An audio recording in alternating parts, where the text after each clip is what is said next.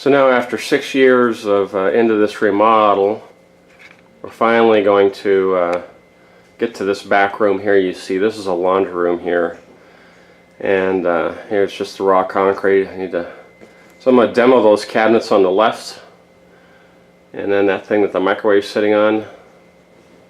And then you'll notice there's a line right there, that line right there that goes left to right. So that floor is level, it's level with the rest of the house, but as you move away from that line down into here and approaching the door there, that door, this floor slopes.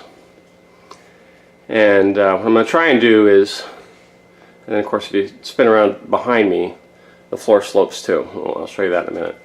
So what I want to do is when I do this, first I'll do the laundry room. I'll pull the washer dryer out of there and just do up to that one little square area there.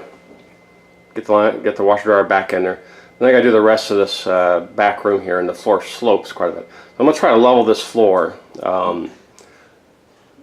coming from the house, which is to the right, the main body of the house, moving to the left, which is the backyard.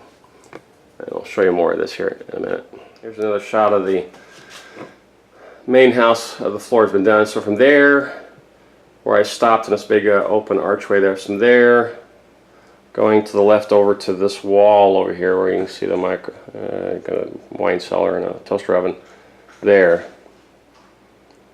There's that hideous blue carpet that was throughout the house. So that slopes about 3 inches. So I'm going to try to bring that up when I do this room here.